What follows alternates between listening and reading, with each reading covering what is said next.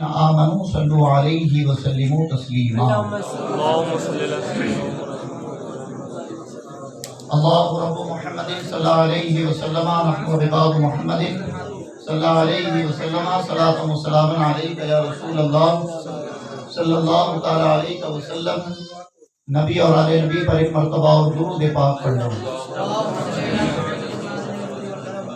اللہ رب محمد صلی اللہ علیہ وسلم نحن عباد محمد صلی اللہ علیہ وسلم صلاۃ و سلام علیک یا رسول اللہ صلی اللہ تعالی علیہ وسلم۔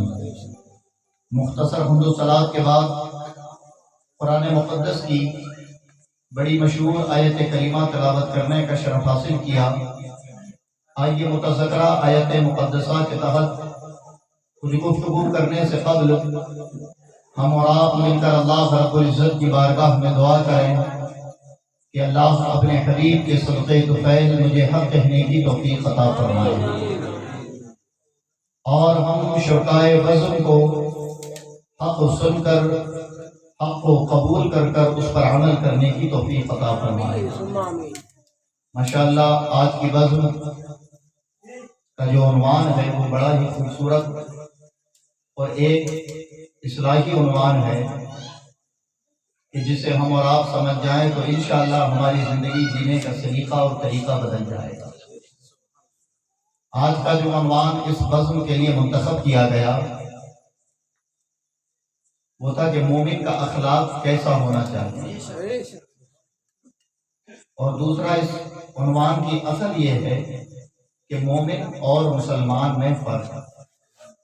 انشاءاللہ تعالیٰ اسی عنوان کے تحت آپ حضرات وقت مقررہ کے دائرے میں گفتگو کو سماعت کریں گے، کیونکہ یہاں سے شاید آپ نے مجھ سے درخواست میسیج کے ذریعے کہا بھی تھا کہ سیدنا مخدوم اشرف جہانگیر سمنانی رحمۃ اللہ تعالیٰ علیہ کی سیرت پاک پر کلام ہو، لیکن انشاءاللہ تبارک و تعالیٰ اور کسی بزم میں یا ابھی پراسیہ میں جو جمعہ کے دن بزم ہوگی اس میں انشاءاللہ اس عنوان پر بات ہو جائے گی۔ لیکن آج کا جو عنوان ہے یہ اپنے آپ میں ایک بڑی وسعت رکھتا ہے، تو اسی عنوان کو میں آپ کے گوشے گزار کرتا ہوں، بالکل دل جمعی اور توجہ کے ساتھ اس گفتگو کو سماعت فرمانا ہے۔ حضرات گرامی، سورہ حجرات کی آیات مبارکہ میں نے تلاوت کی۔ اللہ رب العزت اپنے مقدس کلام میں ارشاد فرماتا ہے، وقالت الاعراب آمنا قل لم تؤمنوا ولكن قولوا اسلمنا ولما يدخل الايمان في قلوبكم۔ فرمایا کہ دیہاتیوں نے کہا کہ ہم ایمان لے آئے ہیں، تم فرما دو کہ تم ایمان نہیں لائے، ہاں یوں کہو کہ ہم فرما بردار ہوئے، یعنی ہم اسلام لائے ہیں، اسی لیے کہ ایمان ابھی تمہارے قلوبوں کے اندر، تمہارے دلوں کے اندر داخل نہیں ہوا۔ اس آیت مبارکہ کو آسانی سے سمجھنے میں اس کے شان نزول کو ہمیں جاننا ہوگا۔ اس کا شان نزول مفسرین یوں بیان فرماتے ہیں کہ جب میرے آقا مدینے میں ہجرت کر کر تشریف فرما ہو گئے اور مدنی زندگی میرے آقا کی ہے، تو اس وقت لوگ کثرت سے دائرہ اسلام میں داخل ہو رہے تھے، اور مسلمانوں کو اور اسلام کو اگر تقویت اور وسعت اور فروغ ملا ہے تو وہ مدنی زندگی ہے جو صرف اور صرف 10 سالہ میرے آقا کی۔ جب میرے آقا تبلیغ دین فرما رہے تو مدینے کے قرب و جوار اور اطراف میں جتنے بھی گاؤں دیہات اور علاقے تھے وہاں کے لوگ ہجوم در ہجوم جب مدینے آتے اور میرے آقا سے ملتے، ملاقات کرتے، تو میرے آقا کی ایک ملاقات میں وہ میرے آقا کے ایسے قائل ہوتے کہ بس اپنا دھرم، اپنا مذہب چھوڑ دیتے اور مصطفیٰ جان رحمت کے لائے ہوئے دین کو اپنا لیا کرتے تھے۔ اور حضرات ایسا کیوں نہ ہو کہ اللہ تبارک و تعالیٰ قرآن پاک میں ارشاد فرماتا ہے وَإِنَّكَ عَلَىٰ خُلُقٍ عَظِيمٍ، کہ محبوب آپ کو آپ کے رب نے بہترین اخلاق، خلق عظیم عطا فرمایا ہے۔ اور جب بھی کوئی شخص میرے آقا سے ملتا، ملاقات کرتا، تو وہ فوراً دائرہ اسلام میں داخل ہو جاتا۔ آپ کو ایک بڑا خوبصورت واقعہ بتاؤں کہ جنہوں نے زندگی بھر چاہا کہ ہم اسلام نہیں لائیں گے، جب وہ میرے آقا سے ملے تو وہ مجبور ہو گئے کہ ایمان لانا انہیں پڑا۔ ابو جہل کا بیٹا ہے حضرت اکرمہ رضی اللہ تعالیٰ عنہ۔ یہ کس کے بیٹے؟ ابو جہل کے، یعنی یہ وہ شخص کہ جو مر گیا لیکن نبی پاک پر ایمان نہیں لایا۔ اکرمہ نے جب مصطفیٰ جان رحمت صلی اللہ تعالیٰ علیہ وسلم کے کمالات اور آپ کا طریقہ تبلیغ دیکھا تو پھر اس نے عہد کر لیا کہ میرا باپ انہی کے دین کی مخالفت میں مر گیا، ہمارے کئی لوگ اپنی جان دے بیٹھے لیکن انہوں نے اپنا راستہ نہ چھوڑا، اور پھر انہوں نے سن رکھا تھا کہ جو بھی ان سے ملتا ہے یا ان کا دیدار کرتا ہے تو پھر وہ اپنے مذہب، اپنے دین پر قائم نہیں رہتا، کیونکہ انہوں نے حضرت عمر رضی اللہ تعالیٰ عنہ کے ایمان لانے کو دیکھا ہوا تھا کہ وہ گئے تو تھے قتل کرنے، لیکن جیسے ہی مصطفیٰ کے چہرے پر نظر پڑی تو کفر ختم ہو گیا اور آپ دائرہ اسلام میں داخل ہو گئے۔ تو حضرت اکرمہ یہ بھی پوری زندگی بچتے رہے کہ کہیں ان سے ملاقات نہ ہو، ان سے سامنا نہ ہو، کہ مجھے ان کے دیدار اور ان کی گفتگو سن کر اپنا دھرم، اپنا مذہب چھوڑنا پڑے جو کہ میرے آباء و اجداد کا دین ہے۔ لیکن اللہ تبارک و تعالیٰ جسے ہدایت دینا چاہے پھر اسے کوئی گمراہ نہیں کر سکتا، اور جسے رب گمراہ کر دے پھر اسے کوئی ہدایت نہیں دے سکتا۔ تو اکرمہ کو چاہا تھا رب نے کہ ہدایت دے، تو ایک مرتبہ یہ اپنے بند کمرے میں رہتے، باہر اسی ڈر سے گھر سے نہ نکلتے تھے کہ کہیں ان سے ملاقات ہو اور مجھے مذہب نہ چھوڑنا پڑے، لیکن اللہ نے چاہا کہ اب انہیں ایمان کی دولت عطا کر دی جائے۔ تو اکرمہ کسی ضروری کام سے اپنے گھر سے نکلے، اور جب اپنے گھر سے نکلے تو جس راستے پر وہ چلے اسی راستے سے امام الانبیاء ہمارے آقا تشریف لا رہے ہیں۔ اچانک اتفاق یہ ہوا کہ دونوں کا آمنا سامنا ہو گیا۔ میرے آقا کی نظر اکرمہ پر پڑی، اور اکرمہ نے جب آقا کو دیکھا تو نظریں چرانے لگا۔ میرے آقا امام الانبیاء جو عالم غیب ہے فرماتے ہیں، اے اکرمہ تیری پیشانی میں تو جنتی لوگوں کی بشارتیں لکھی ہوئی ہیں، اور تو مجھ سے نظریں چراتا ہے۔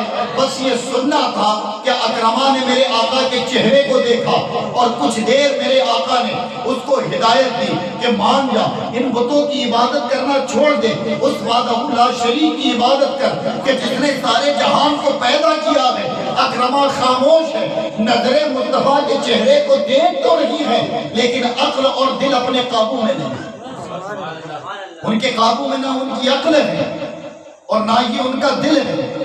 میرے آقا نے ہدایت فرمائی، تلقین فرمائی، اور میرے آقا گزر گئے۔ اب اکرمہ کا حال یہ ہے کہ ان پر لرزہ طاری ہو گیا، کیونکہ بچتے تھے ہمیشہ کہ کہیں ملاقات نہ ہو۔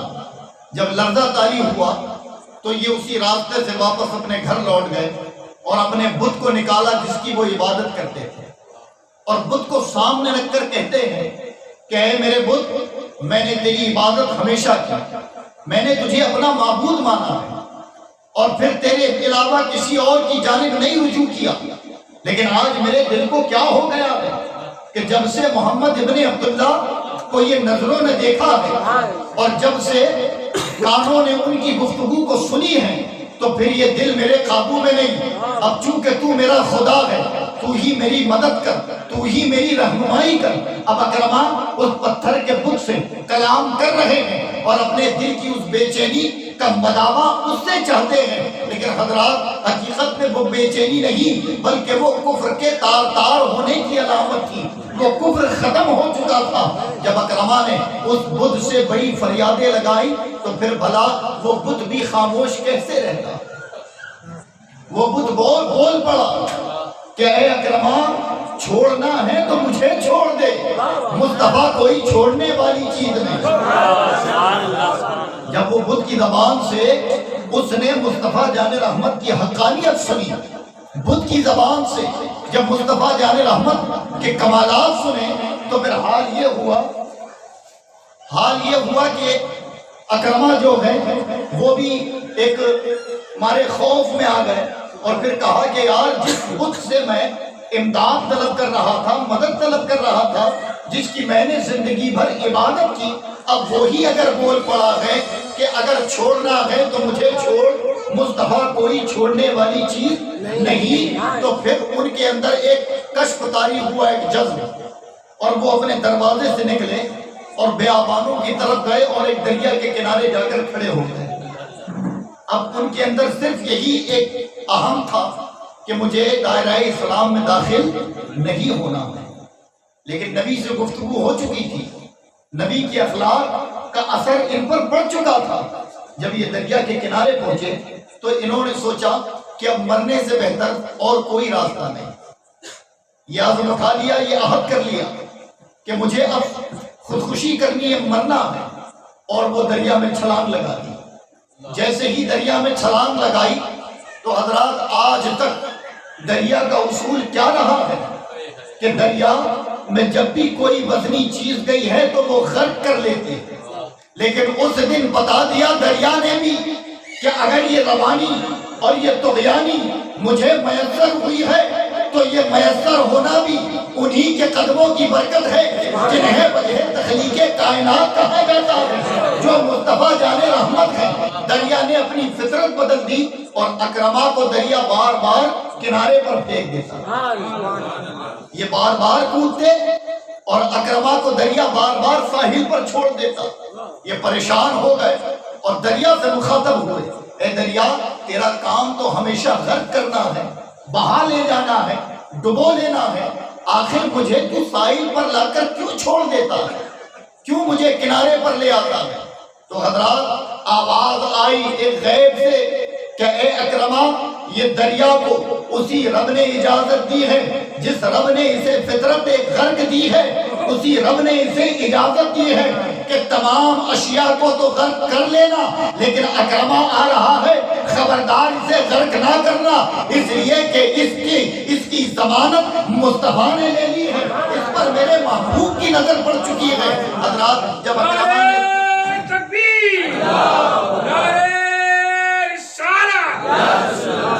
جب حضرت اکرما نے دریا کے طرف سے یہ آواز سنی تو پھر فوراً میرے آقا کی بارگاہ میں لوٹ گئے اور آقا کی بارگاہ میں جا کر کہا کہ میں تو آپ کو جادوگر جانتا تھا، میں تو آپ کو لوگوں کے دل و دماغ پر قابو کرنے والا جانتا تھا، لیکن آج میں تصدیق کرتا ہوں کہ آپ صرف انسانوں کے نبی نہیں بلکہ آپ تو نبیوں کے بھی رسول ہیں، آپ تو درختوں کے بھی رسول ہیں، اس لیے کہ ان کی حکومت، ان پر بھی آپ کی حکومت ہے۔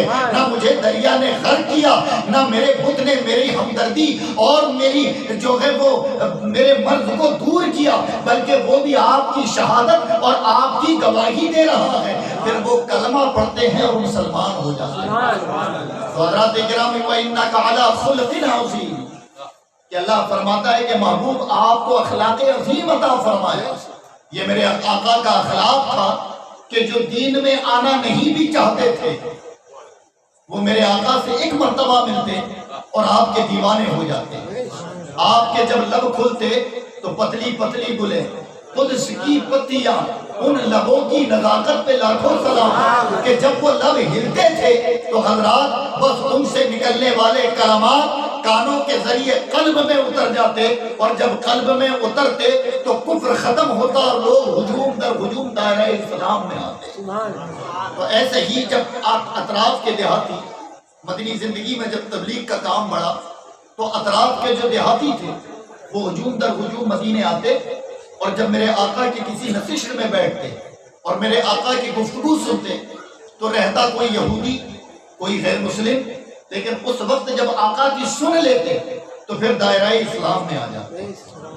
تو یہودی اور مشرکین یہ بڑی کثرت سے اسلام لائے، اطراف کے دیہات کے اعرابی بدو جنہیں کہا جاتا تھا۔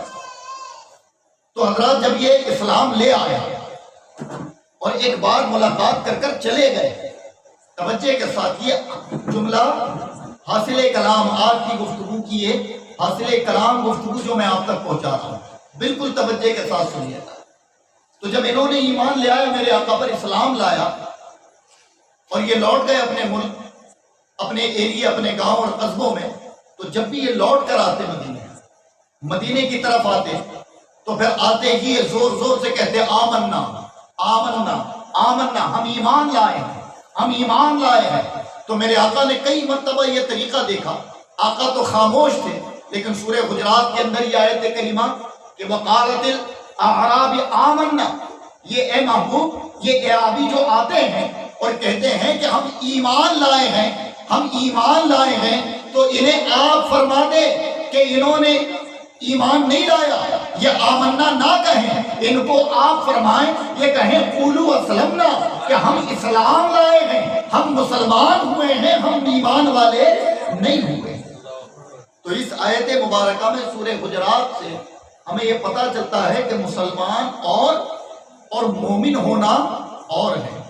اب حضرات گرامی، مسلمان کیا ہے اور مومن کیا ہے؟ بلا شبہ علماء کی کثرت ہے کہ انہوں نے عوام کی آسانی کے لیے، یہ بات بالکل توجہ کے ساتھ سنیں، علماء کی کثرت کہ انہوں نے عوام کی آسانی کے لیے لفظ مسلمان اور لفظ مومن کا ایک ہی معنی بیان فرمایا ہے، لیکن اگر ان ڈیٹیل اسے دیکھا جائے تو مسلمان ہونا الگ بات ہے اور مومن ہونا الگ بات ہے۔ اب اس کا ایک آسان فرض بتاؤں، مومن وہ جو ادب مصطفیٰ میں کھڑا ہو جائے، مسلمان وہ جو مصطفیٰ کے ادب میں کھڑے ہونے کو بدعت کہے۔ سمجھ آئی؟ یہ آسان جملہ ہے کہ مومن وہ جو مصطفیٰ کے ادب میں کھڑا ہو جائے، اور مسلمان وہ جو مصطفیٰ کے ادب میں کھڑے ہونے کو بدعت کہے۔ یہ آسان فرق۔ تو حضرات گرامی، یہ آسان فرق ہمارے اور تمہارے لیے، لیکن جو ان لوگوں کو کہا گیا جبکہ وہ صحابی ہیں، صحابی کی پہچان کیا ہے کہ حالت ایمان میں میرے آقا کو جس نے دیکھا ہو، اور ایمان شرط ہے، مسلمان ہونا شرط ہے کہ میرے آقا کو دیکھا ہو، اور محض دیکھنا ہی نہیں بلکہ علماء اور بھی اس کی تحقیق فرماتے ہیں کہ کچھ وقت یا کچھ لمحہ میرے آقا کی صحبت میں گزارا ہو، اس لیے کہ اس میں اگر کوئی اندھا ہو اور اگر دیکھنا ہی شرط ہوتی تو پھر جس نے دیکھا نہیں تو وہ صحابی نہیں۔ تو یہاں مراد صحبت بھی ہے، مختصر وقت ہی کیوں نہ ہو لیکن وقت گزارا ہو۔ تو یہاں جو تحقیق ہے، یہاں جو فرمایا گیا کہ تم اپنے آپ کو قولوا اسلمنا کہو، آمنا کے نعرے نہ لگاؤ، اس کی وجہ یہ تھی کہ جب یہ اپنے علاقوں سے نکلتے اور مدینہ منورہ آیا کرتے تو راستوں میں یہ بلند آواز سے باتیں کرتے، توجہ کے ساتھ سنیے گا، بلند آواز سے باتیں کرتے، راستوں میں اذیت دہ کام کیا کرتے، ہنسی مذاق اور ٹھٹا ان کے ساتھ ہوتا۔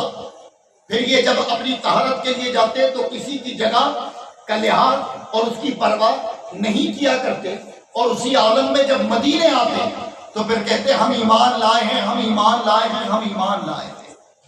تو میرے آقا نے ان کا یہ طریقہ کار دیکھا، لیکن آقا نے نہیں فرمایا، رب نے کہہ دیا اے محبوب آپ ان سے کہہ دے کہ یہ آمنا کے نعرے نہ لگائیں، اس لیے کہ ابھی ایمان ان کے قلبوں کے اندر داخل نہیں ہوا ہے، یہ محض فرما بردار ہوئے ہیں، انہوں نے ظاہری رکن اسلام پر عمل کیا ہے۔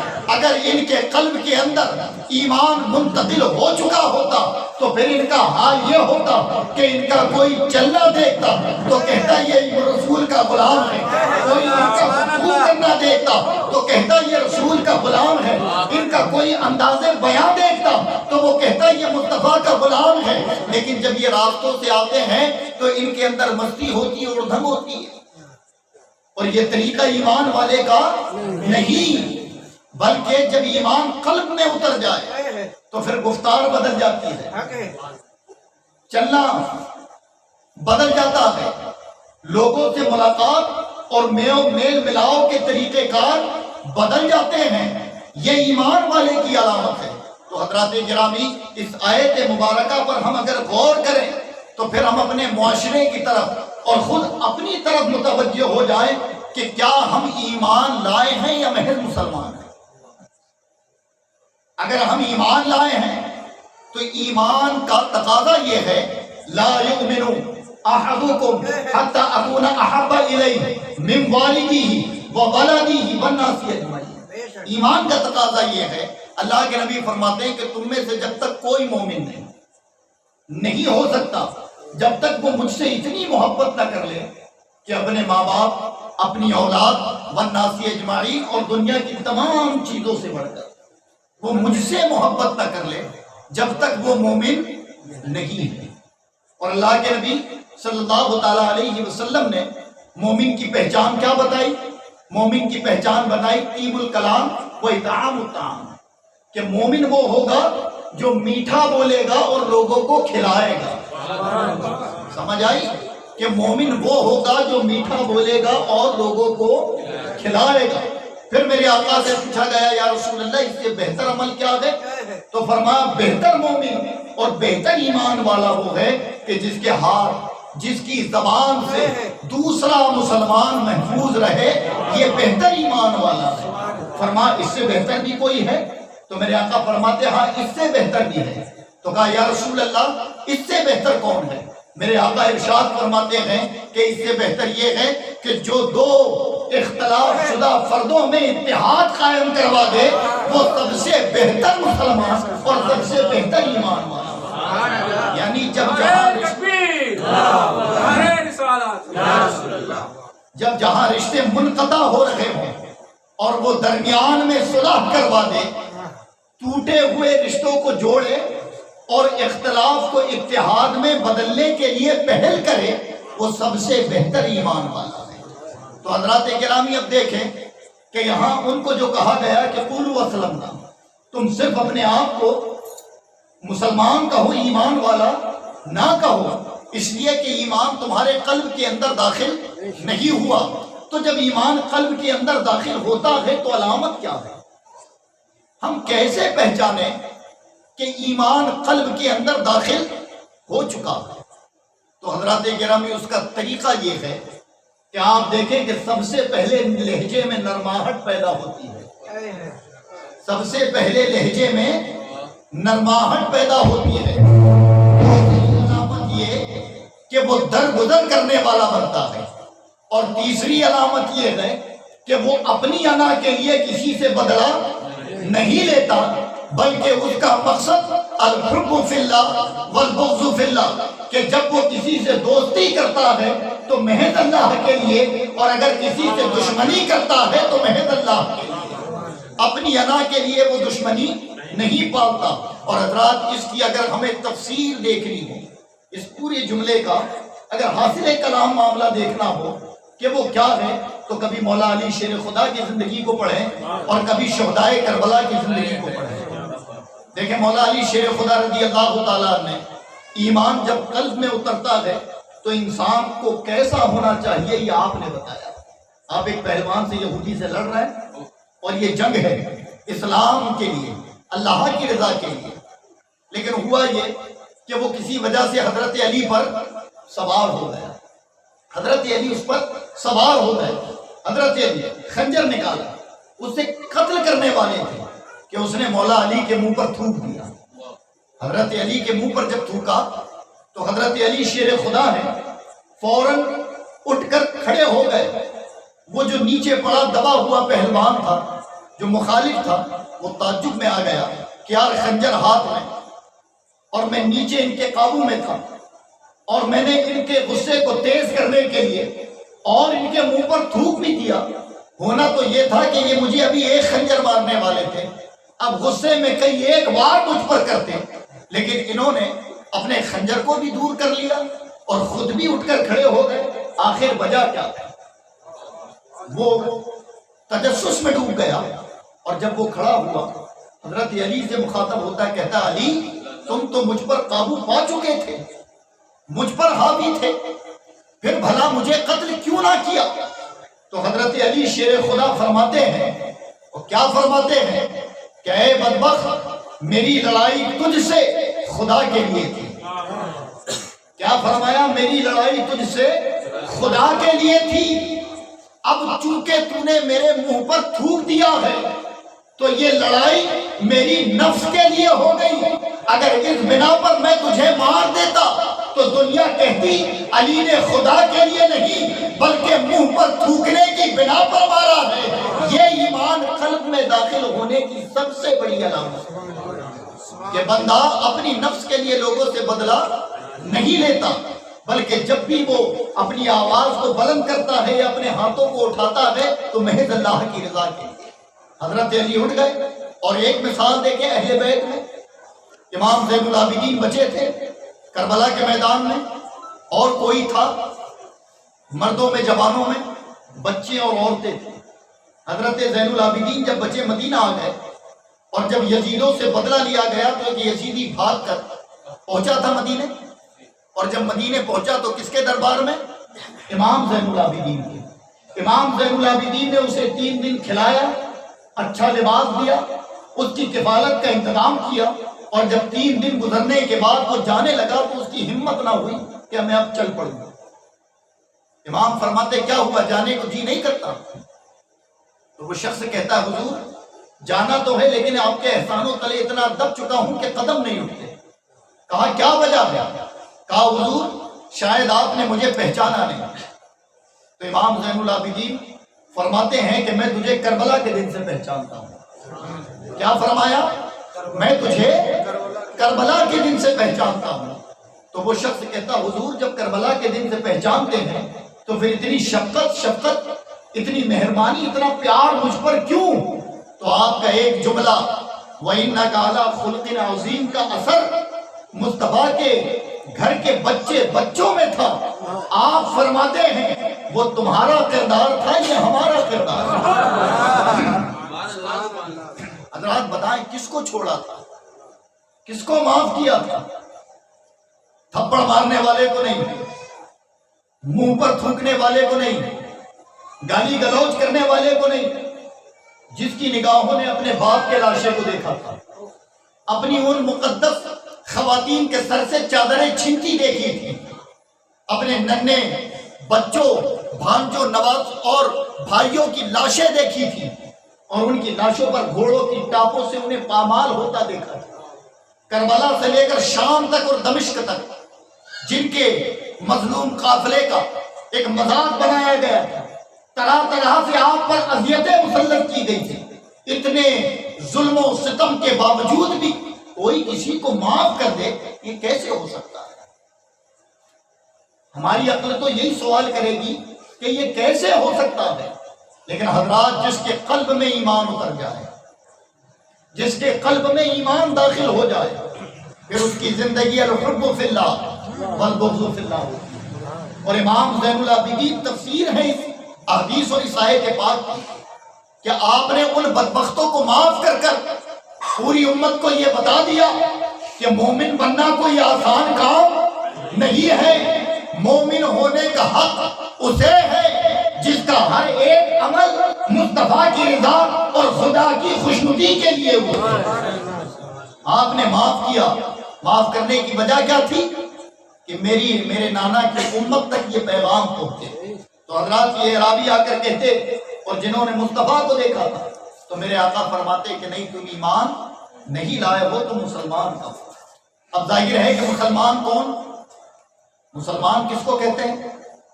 تو ایک آسان سی مثال ہے کہ اگر ایک شخص آپ کے سامنے کرتا پاجامہ اچھی ٹوپی پہن کر مسجد میں آ جائے تو آپ اسے دیکھ کر کیا کہو گے؟ کیا کہو گے؟ ارے جلدی بتائیں کیا کہو گے؟ مسلمان کہو گے نا. کیوں؟ اس کی شباہت ہے، اس کا طریقہ ہے. آپ نے اس کے ظاہر کو دیکھ کر اس کا مذہب طے کر دیا کہ یہ کون ہے؟ مسلمان. لیکن ایک بالکل پکا مسلمان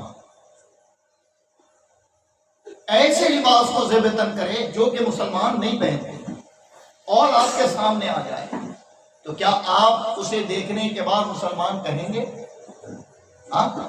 جلدی کہیں گے نہیں کہیں گے. آپ کیا کہیں گے اسے؟ بہت بڑی بات سمجھانے جا رہا ہوں، اگر ذہن حاضر رہا تو آپ اسے مسلمان کہیں گے؟ نہیں کہیں گے۔ کیوں؟ کیونکہ بظاہر اس کی شباہت آپ کو مسلمانوں کی طرح نظر نہیں آ رہی۔ پتہ کیا چلا کہ ایمان کا تعلق قلب سے ہے، ایمان کا تعلق نیت سے ہے، ایمان کا تعلق باطن سے ہے، اور اسلام اور مسلمان ہونے کا تعلق ظاہر سے ہے۔ لیکن یاد رکھو کہ باطن کو پختہ بنانے کے لیے ظاہر کو بہتر بنانا پڑتا ہے۔ اگر کوئی بندہ چاہے کہ نہیں میرا باطن بڑا بہتر رہے ظاہر جیسا بھی ہو، تو پھر بھی اس کے دونوں مکمل نہیں۔ جیسے ہوتا ہے نا عام طور پر لوگوں نے کہا کہ شریعت الگ ہے، طریقت الگ ہے۔ لوگوں نے یہ جملہ لایا ہے کہ شریعت ایک الگ معیار ہے، طریقت ایک الگ معیار ہے، تو بس یہی سمجھ لیں کہ شریعت جو ہے وہ اسلام ہے۔ کیا ہے شریعت؟ شریعت ہے اسلام، اور طریقت ایمان کو کہا جاتا ہے۔ منصب طریقت پر بندہ فائز ہی تب ہوتا ہے جب اس کا ایمان کامل ہو جائے، جب اس کے قلب میں ایمان داخل ہو جائے، تو پھر تصوف کی منزلیں وہ خود بخود طے کرنے لگتا ہے۔ اور جب تک محض مسلمان ہے تو اسے سچا فرما بردار ہونا پڑے گا، اور فرما برداری میں مرضی نہیں چلتی، جو حکم دیتا ہے اس کے حکم کے مطابق ہی فرما برداری۔ سمجھ آئی بات؟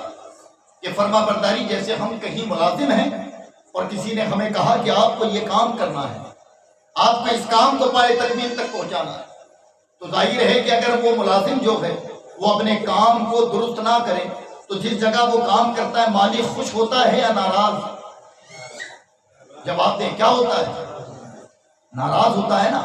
اب ظاہر ہے کہ ہمیں ظاہری طور پر کچھ پابندیاں ہم پر عائد ہیں، کچھ قانون ہمارے لیے بنائے گئے کہ جس سے ہماری فرما برداری کا اظہار ہو کہ ہاں ہم اللہ اس کے رسول کے فرما بردار ہیں۔ کچھ عبادات میں ہیں، کچھ معاملات میں ہیں، اور کچھ گھریلو زندگی میں ہیں۔ اب بندہ اگر ان کو پورے طور پر عضو شرع نہ نبھائے اور پھر وہ دعویٰ کرے کہ میں ایمان والا ہوں، میں ایمان والا ہوں، تو حضرات حقیقت معنوں میں اس کی مثال انہی عرابیوں کی طرح ہے جو آ کر مسلمانوں کی طرح اپنے ایمان کا دعویٰ کیا کرتے، لیکن اللہ نے ان کے دعوے کا رد فرمایا۔ تو پھر ظاہر ہے کہ فرما برداری اصل کیا ہے؟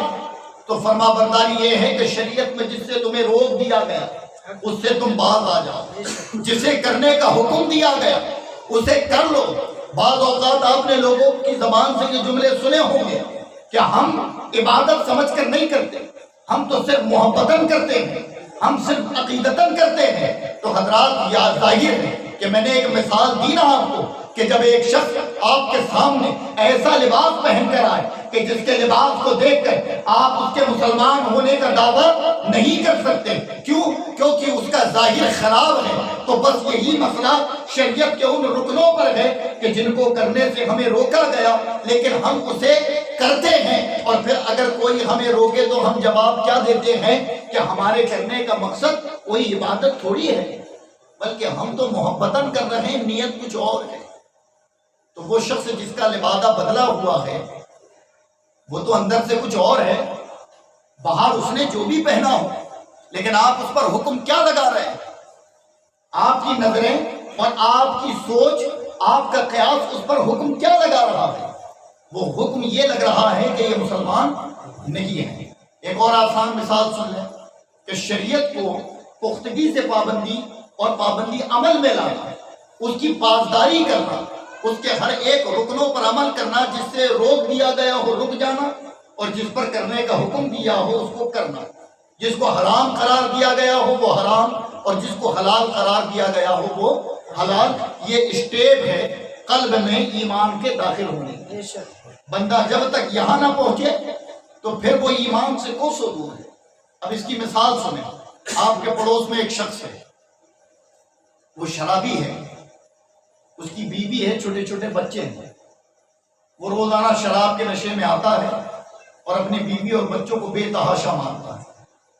بے تحاشا اس نے مارا، روزانہ آپ اس کی آوازیں سنتے ہیں، بچوں کا بلکنا سنتے ہیں، آپ پریشان ہوتے ہیں لیکن مجبور ہیں، کچھ نہیں بول پاتے۔ کیونکہ وہ حالت نشے میں ہے. ایک دن حد پار ہو گئی، آپ نے نکالا خنجر اپنے گھر سے اور غصے میں پہنچے اور کہا یار روز روز یہ بچے اور یہ بیوی مظلوم ہے، پریشان ہوتی ہیں، آج اس کو مار دیتا ہوں. آپ نے اپنے غصے کے لیے اور ایک اچھی نیت کہ میں ان بچوں اور اس عورت کی حفاظت کے لیے اس وحشی اور بدبخت ظالم آدمی کو مار دیتا ہوں، آپ نے مار دیا. آپ نے جب اسے مار دیا تو مارنے کے بعد جب آپ کی ایف آئی آر ہوگی، پولیس آئے گی، تو پولیس والا جب آپ کو گرفتار کرے گا یا آپ پر کیس بنائے گا تو آپ اس کو یہ کہو گے حضرت سر میری نیت تو سن لیں. کبھی ایسا ہوگا؟ سمجھ میں آئی کہ نہیں بات؟ سمجھ آ رہی ہے نا بات؟ کیا وہ پولیس والے کو آپ یہ کہو گے کہ سر رپورٹ لکھنے سے پہلے میری نیت تو سن لیں کہ میری نیت یہ تھی کہ ان دو بچوں کو اور اس عورت کو ظلم سے نجات مل جائے؟ تو پولیس والا جواب آپ کو یہ دے گا کہ ہمارا کام نیت پر کارروائی کرنا نہیں ہے، ہمارا کام ظاہر پر کارروائی کرنا ہے. سمجھ آئی بات؟ بس یہی شریعت ہے، یہی شریعت ہے کہ شریعت آپ کو جیسا دیکھے گی آپ پر ویسی کارروائی ہوگی. آپ کی نیت کیا ہے اس سے ہمیں لینا دینا نہیں. اگر آپ نے خدا کے علاوہ کہیں اور سر جھکایا ہے تو وہ سر جھکانا شریعت میں حرام یعنی حرام ہے. اور اگر بندہ اسے نہ مانے تو پھر سمجھ جائے کہ وہ مخالف کسی مولوی کا نہیں، کسی خطیب کا نہیں، بلکہ وہ مخالف ہوا اللہ اور اس کے رسول کا. اور وہاں نیت نہیں ہوگی تو ایمان کے اندر داخل ہونے کی اسٹیپ سب سے پہلی کہ پابندی شریعت. اور جب بندہ شریعت کی پابندی کرے تب وہ دامن ایمان میں داخل ہوتا ہے، ایمان اس کے قلب میں منتقل ہوتا ہے. اور جب قلب میں ایمان منتقل ہوتا ہے تو پھر اسی کو تصوف بھی کہا جاتا ہے، اسی کو طریقت بھی کہا جاتا ہے، اسی کو معرفت بھی کہا جاتا ہے. پھر اس کے درجات ہیں، یہ جتنے بڑھتے جاتے ہیں بندہ اتنے بلند مقام پر پہنچتا جاتا ہے، لیکن اس کی ابتدا شریعت سے ہوتی ہے. اور اگر کوئی شریعت کو پامال کر کر کہے کہ میں ایمان والا ہوں تو پھر حضرات حقیقت میں نہ وہ اسلام کو سمجھ پایا ہے نہ وہ ایمان کو سمجھ پایا ہے. تو یہ تقاضے بالکل یاد رکھیں. اب جب قلب میں ایمان داخل ہوا، کوئی مومن ہوا، تو میں نے بتایا نا کہ اس کا طریقہ یہ ہوتا ہے کہ اس کے پڑوسی اس سے کبھی ناراض نہیں ہوتے، اس کا بھائی اس سے کبھی ناراض نہیں ہوتا، وہ لوگوں کو کبھی اذیتیں نہیں پہنچاتا. وہ جب بھی کسی کو دیکھتا ہے تو اس کی ہمدردی، اس کی کفالت اور اس کی شفقت کا جذبہ اس کے اندر پیدا ہوتا ہے. وہ جب بے کس اور مجبوروں کو دیکھتا ہے تو ان سے زیادہ اس کا دل تڑپتا ہے اور وہ اپنی ہر چیز لٹا کر خدا کی رضا حاصل کرنے پر سب سے پہنتی اور عہد حاصل کرتا ہے کہ میں واحد اس چیز کو پالوں اور اس پر سبقت لے جاؤں. یعنی نیکیوں کی طرف اس کی رغبت بڑھتی ہے، برائیوں سے وہ اپنے آپ کو بچاتا ہے.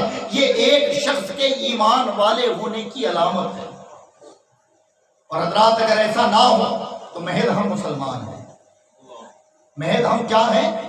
مسلمان. اور اللہ نے جتنی بھی عظیم نعمتوں کا وعدہ کیا ہے وہ مسلمانوں سے نہیں کیا، وہ ایمان والوں سے کہا. وہ کس سے کیا ہے؟ ایمان والوں سے. بلا شبہ اگر ایمان کی پوری اصل دیکھیں، ایمان کی پوری اصل دیکھیں تو محبت رسول ہے. پورے ایمان کی یہ جتنی بڑی باتیں لمبی چوڑی میں نے کی ہیں، اگر آپ ایک جملے میں اسے بیان کرنا ہو تو وہ ایک جملہ یہ ہے کہ ایمان کا نام محبت رسول ہے. لیکن محبت کا بھی تقاضا ہے. اگر ایمان کا نام محبت رسول ہے تو محبت کا بھی تقاضا ہے. اب محبت کا تقاضا کیا ہے؟ لقد کان لکم فی رسول اللہ اسوۃ حسنہ. کہ لوگوں اگر کامیاب ہونا چاہتے ہو، اور یہاں کامیابی مراد ایمان ہے، یعنی ایمان کی کامیابی کو پانا چاہتے ہو تو میرے محبوب کی زندگی کو نمونہ بنا. سبحان اللہ. نعرہ تکبیر، نعرہ رسالت. سبحان اللہ. جب میرے محبوب کی زندگی کو نمونہ بنا لو گے تو تمہارا حال کیا ہوگا کہ تم چلو گے انہی کی طرح، تم لوگوں سے ملو گے انہی کی طرح، تم کھاؤ گے انہی کی طرح، تم گھریلو معاملات حل کرو گے انہی کی طرح، اور بس یہی تو ہے کہ چلن مصطفیٰ کی طرح ہو جائے، جس راہ نکلو گے لوگ چلنا دیکھ کر کہیں گے یہ مصطفیٰ کا غلام ہے، اور جب لوگ تمہیں دیکھ کر کہیں کہ یہ ایمان والا ہے تو سمجھ جاؤ کہ رب نے تمہارے قلب میں ایمان کو داخل کر دیا، ایمان کو تمہارے قلب میں داخل کر دیا ہے۔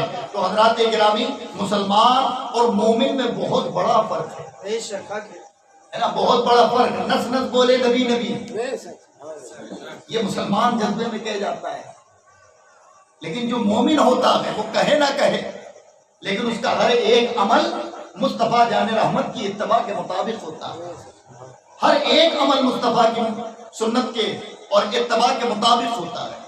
تو ایمان والا بننا ایک انسان کے لیے سب سے بڑی کامیابی ہے، سب سے بڑی کامیابی ہے۔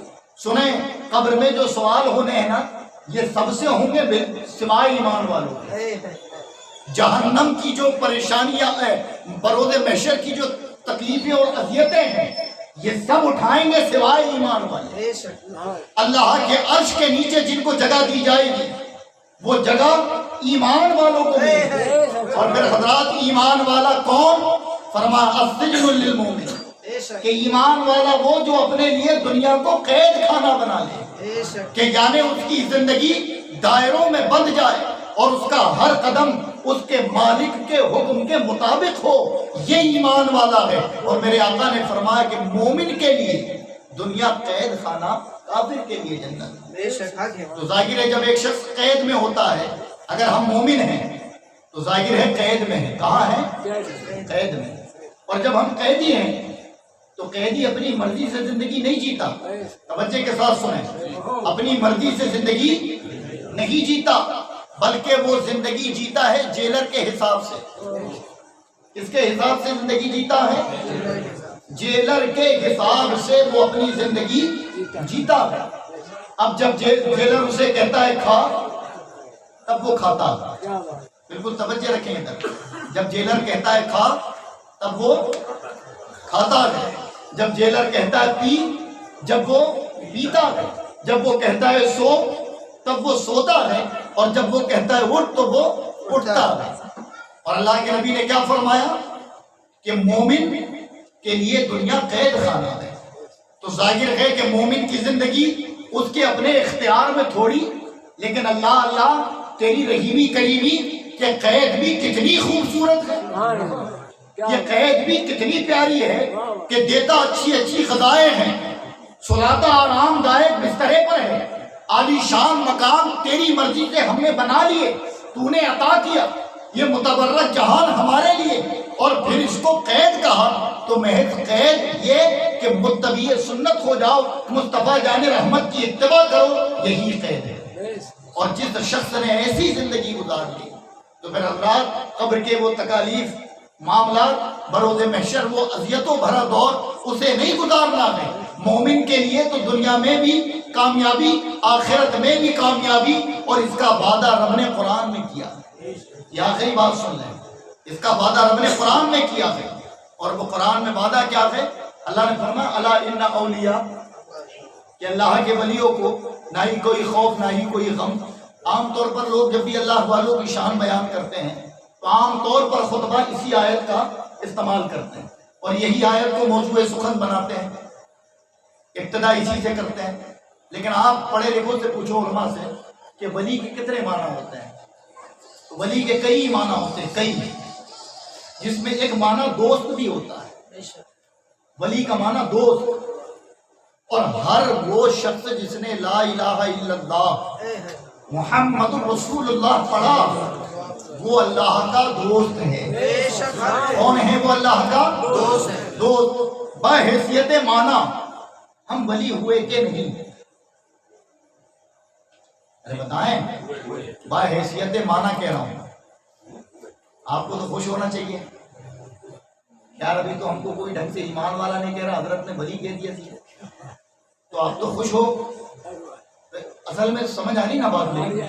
میں کہہ رہا ہوں بحیثیت معنی، معنی کے اعتبار سے ہم اور آپ ولی. کیوں؟ کیونکہ کلمہ پڑھا، اور جس نے نہیں پڑھا وہ بھی تب تو پڑھ لے ایک بار، ہے نا. تو کلمہ پڑھا ہے ہم اس معنی کے اعتبار سے ہوئے. لیکن اگر جو لا خوف علیہم ولا هم یحزنون، کہ انہیں جو ولی ہوں گے نہ انہیں کوئی غم ہوگا نہ ملال نہ کوئی خوف ہوگا، یہ کون ہیں؟ تو دیکھو پھر یہاں قید لگا دی گئی.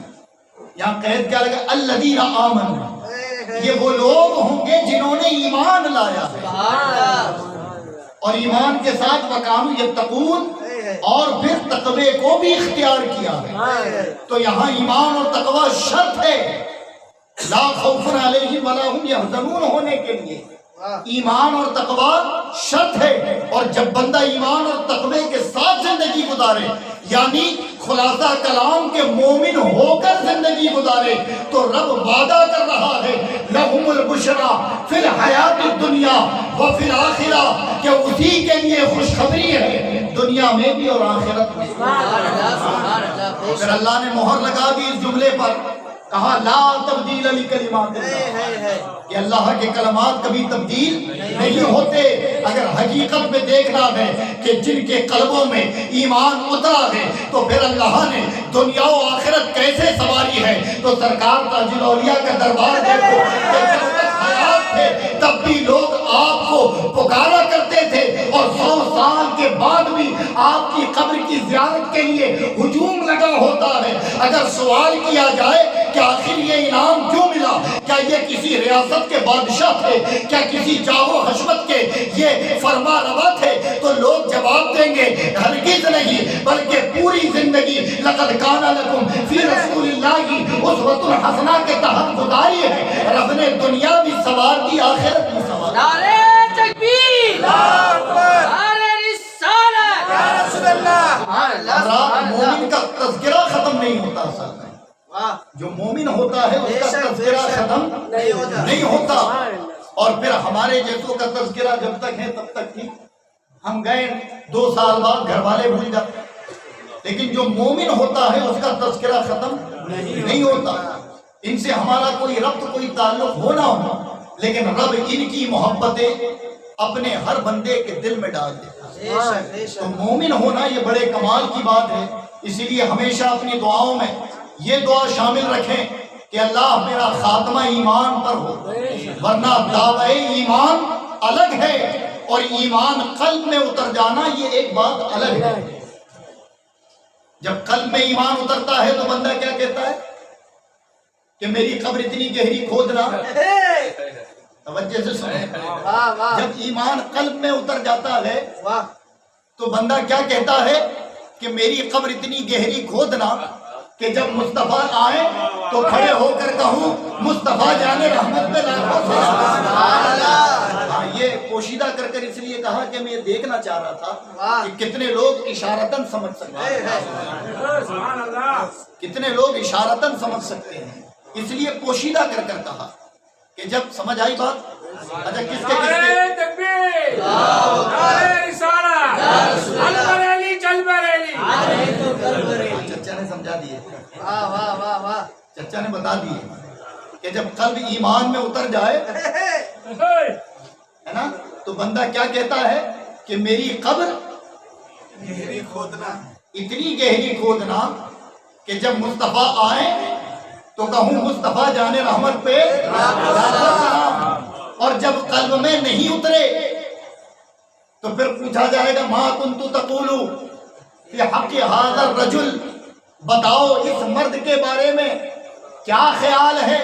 وہاں یہ نہیں بتایا جائے گا کہ بتاؤ یہ کون ہے، یہ نہیں بتایا جائے گا یہ رسول ہیں، یہ تمہارے نبی ہیں، تم نے ان پر ایمان لایا، بلکہ نبی کی زیارت کرائی جائے گی اور پوچھیں گے فرشتے بتاؤ یہ کون ہیں. اب ہم میں سے کتنوں نے دیکھا، کتنوں نے دیکھا ہے نبی کو؟ خواب میں دیکھا کوئی ہے یہاں جس نے خواب میں، اللہ خواب میں دیدار کرا، لیکن ہم میں سے کسی نے نہیں دیکھا. اور اچانک یہ عام مثال ہے کہ حضرت آئے، حضرت کو آپ نے دیکھا نہیں کبھی.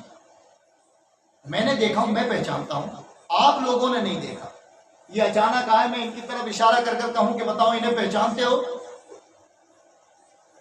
انہیں پہچانتے ہو تو جواب کیا ہوگا؟ صحیح کہو، جواب کیا ہوگا؟ نہیں پہچانتے، یہی جواب دو گے نا کہ بھائی میں انہیں نام سنا تھا، آ گئے اچانک، تو پھر آپ کی زبان کا جملہ ہوگا نہیں پہچانتا۔ یہی سوال قبر میں ہے، اور کیا پوچھ رہے ہیں فرشتے؟ بتاؤ یہ کون ہیں؟ اگر وہاں یہ جملہ نکل گیا تو پھر کیا بنا، پھر کیا ہوا؟ تو اب سوال یہ ہوتا ہے کہ یار ہم نے دیکھا نہیں، تو ظاہر ہے کہ فطرتاً جو ابھی میں نے ایک اگزامپل دیا اس اعتبار سے تو پہچاننا مشکل ہے، پھر کیسے پہچانیں گے؟ تو حضرات ظاہر ہے کہ پہچاننے کے لیے شباہت بھی کافی ہوتی ہے۔ کیا ہوتی ہے؟ شباہت اور نقل بھی کافی ہوتی ہے۔ اب آپ اگر مجھے نہیں پہچانتے لیکن آپ نے یہ سن رکھا تھا کہ ایسا چشمہ لگاتے ہیں اور آپ میرے فالوور ہیں، آپ نے ویسا لگایا، امامہ ایسا باندھتے تھے آپ نے ویسا باندھا، لباس ایسے پہنتے تھے آپ نے اسی پر عمل کر لیا، کھاتے ایسے تھے آپ نے صرف سنا اور ویسے کھانا شروع کر دیا، تو ظاہر ہے کہ پوری زندگی آپ نے نقل کی۔ اب جیسے ہی اصل سامنے آئی ہے تو تڑپ کر بول اٹھو گے یہی تو وہ ہیں کہ جن کے لیے موت کو گلے لگایا ہے۔ یعنی کل ملا کر لقد کان لکم فی رسول اللہ اسوۃ حسنہ کے تحت اگر زندگی گزری ہے تو قبر میں مصطفیٰ کو خود ہر ایمان والا پہچان لے گا، اور اس کے لیے شرط یہ ہے کہ محبت اتنی ہو، لا یؤمن احدکم حتی اکون احب الیہ، کہ ماں باپ اولاد دنیا کی تمام چیزوں سے بڑھ کر اگر نبی سے محبت ہو جائے تو پھر تم پہچانو نہ پہچانو برود حشر شفاعت کریں گے چن چن کر، ہر ایک غلام کا چہرہ حضور جانتے ہیں، تم پہچانو یا نہ پہچانو۔ اگر فرما برداری میں زندگی گزاری ہے تو نبی خود قبر میں کہیں گے فرشتوں اس سے نہ پوچھو یہ میرا جانثار ہے۔ سبحان اللہ۔ یہ بھی محبت میں نہیں کہہ رہا ہوں، قرآن میں دلیل ہے۔ اللہ سورہ توبہ میں فرماتا حریص علیکم بالمؤمنین رؤوف الرحیم، اور تمہارا مشقت میں پڑنا ان پر گراں گزرتا ہے۔ تو ظاہر ہے جب نبی کا کوئی امتی گناہوں میں ملوث ہو تو نبی کو تکلیف ہوتی ہے، جب کوئی امتی نبی کی اتباع کرے تو بتا نبی اسے کتنا پہچانیں گے۔ تبھی کسی نے فخر سے کہا تھا کہ قبر اتنی گہری کھودنا کہ جب آئیں تو کھڑے ہو کر مصطفیٰ جان رحمت پر سلام پڑھوں، اس لیے کہ وہ جانتے تھے کہ میری اتباع کو کوئی دیکھے یا نہ دیکھے، جس کے لیے کر رہا ہوں وہ ہر پل نظر رکھے۔ سبحان اللہ، سبحان اللہ۔ یہ ایمان ہے، یہ عقیدہ ہے، تو مومن بننا ہے، اور مومن بننا یہ بڑے کمال کی بات ہے۔ مسلمان بننا دو لفظوں کا کام ہے، لیکن مومن بننا ہی بڑا کمال ہے، اور مومن کے لیے شرائط ہیں، قید ہے، اصول اور ضوابط ہیں، وہ آزاد نہیں ہوتا، اور یہی کام وزن نوری کرنے کی کوشش کر رہی ہے جو ہمارے نوجوان ہمارے بزرگ ہیں، کہ کم از کم صحابہ تابعین کا وہ عمل تھا کہ انہوں نے تبلیغ کر کر مسلمانوں کو مومن بنایا اور پھر ان تک بھی ایمان پہنچایا ہے جو کسی اور کی عبادت کرتے تھے۔ آج حضرات دور پرفتن ہے، تبلیغ کے اسی معیار کو ہمیں برقرار رکھنا ضروری ہے، اور اگر رب نے آپ کو چنا ہے تو آپ اس کام پر جڑیں، اس کا انعام آپ دیکھیں کہ آپ نہیں، آپ کی نسلیں چمکیں گی، آپ کی نسلوں کے اندر اللہ انعام ہے، اور اس میں کوئی دو رائے نہیں۔ حضرت بلال کو کون جانتا تھا؟ کون تھے یہ؟ ایک حبشی غلام تھے، نوکری کرتے تھے دوسروں کی، قیامت تک ذکر ہوتا رہے گا۔ وجہ کیا ہے؟ مصطفیٰ کے دین پر نچھاور کر دیا سب کو۔ اویس قرنی کون تھے؟ لوگوں کی بکریاں اور اونٹ چرایا کرتے تھے، مصطفیٰ پر فدا ہوئے، قرب قیامت تک بڑے بڑے علامہ اپنی زبان سے ان کا نام لینا اپنے لیے فخر سمجھیں گے۔ آخر یہ مقام ملا کیسے؟ مصطفیٰ کے دین کے لیے قربانی دینے، تو جتنی بڑی قربانی اتنا بڑا انعام۔ اب ہم سے اگر اللہ لے رہا ہے تو ہمارا یہ ایمان ہے کہ ایک دن ہمیں بھی اس کا انعام ضرور ملے گا، اور یہاں ملے یا نہ ملے، لیکن برود محشر مصطفیٰ انا لہا کہتے وقت بس اشارہ کر دے یہی ہماری اور آپ کی کامیابی۔ نعرہ رسالہ یا رسول اللہ، نعرہ رسالہ یا رسول اللہ۔ اللہ تبارک و تعالیٰ سے دعا ہے کہ ہمیں یوں ہی بے لوز دین کی خدمت کی توفیق عطا فرمائے۔ استغفر اللہ ربی من کل ذنب واتوب الیہ، لا الہ الا اللہ محمد رسول اللہ صلی اللہ تعالیٰ علیہ وسلم۔ بسم اللہ الرحمن